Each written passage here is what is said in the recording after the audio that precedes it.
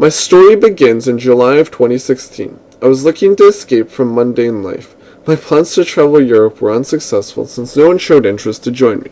Suddenly, my sister invited me to climb Elbrus. I was interested, but doubted that I would be successful. I decided to join my sister and her coworkers on their expedition. We gathered information, not really taking the climb seriously. Our family friends informed us about their experiences and advised us accordingly. They were unsuccessful, and we felt if they couldn't do it, how are we supposed to? August came, our flight and lodging were booked, and equipment purchased. We flew out to Nalchik, the closest city to Elbrus, where my sister and I met with her coworkers. At first sight, I felt our team was promising.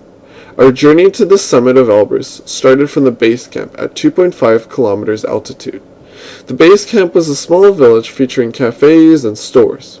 We stayed at one of the hotels, having comfortable living conditions such as warm weather, regularly available food, showers, and even internet. We stayed at the base camp for a couple of days so that our bodies could get adjusted to the conditions. After a few days, our guide took us up for the 500-meter test climb. The test climb really challenged my endurance and my will to climb to the summit.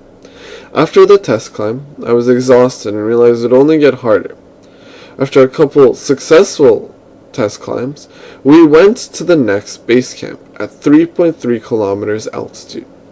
Now, instead of hotels and stores, there were only trailers with no showers, no tasty food, and unusual toilets. The weather was freezing, so we had to wear our winter gear together with our crampons. But surprisingly, there was internet, and we had electricity only for a few hours to charge our phones and cameras. After we settled down, our training began again. Every day we had test climbs.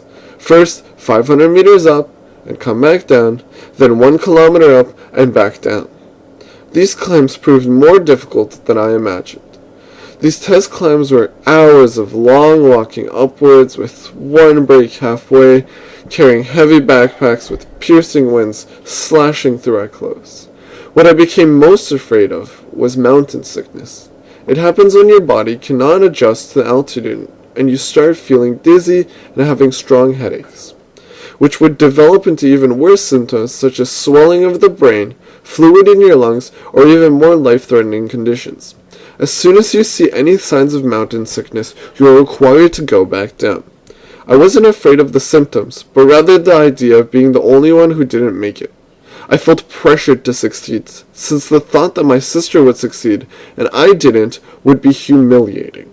I wasn't going to give up just yet, now that I had put so much time and effort to prepare. Challenging the nature can be very dangerous, and I know exactly what it's like. There's once when I did backcountry camping with my friends, one of them slipped in the rain and fell down the hill and broke his elbow, like pretty bad.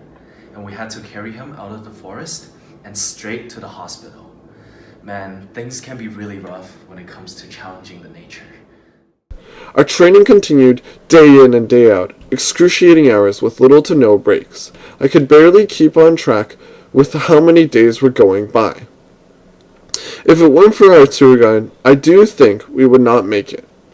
She knew exactly what to say and when to say it. If someone was looking weak, she would tie herself to them to make sure that they don't slide off the mountain. One day came where we saw a dead body. The man likely lost consciousness and fell from the mountain, we were told. No one reacted as dramatically as I expected, and more so accepted this was the harsh reality. Either you overcome the mountain, or it consumes you. The final day before our real climb had come. Everyone was extremely stressed and worried. We were told to rest up in preparation for the day to come. The climb would begin at 2 in the morning. So, like the rest, I went to bed early. However, all my worrying led to me getting little to no rest, being unable to fall asleep. I was outraged at myself. How could I already make such a crucial mistake? Being noticeably exhausted, I was offered to stay back at the camp, but I couldn't now, so I refused and began packing. Equipped with 2 winter jackets, 2 winter pants, and several layers underneath to take on the negative 20-degree weather, I was ready. Before anything else, we were required to ingest a pill that prevented us from the necessity of washrooms. We started our climb at 4.8 kilometers through the use of a snowcat, a vehicle that climbed us up to that point. The top was 8 hours away, and such began the torturous climb of Elbrus. As the climb progressed, I was nearly losing consciousness. My legs were weak, I wanted to puke, and my stomach was going insane from the pill.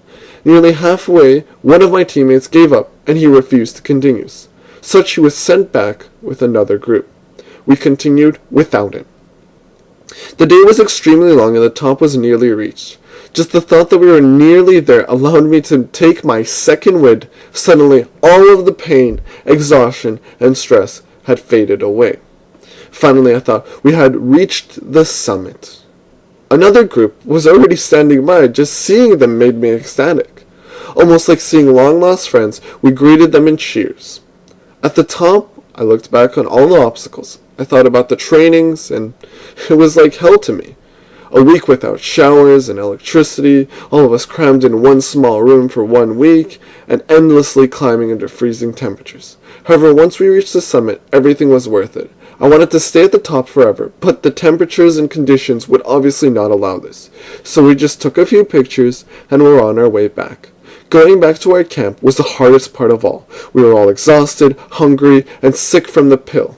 I wanted to take a break, but our tour guide did not allow it.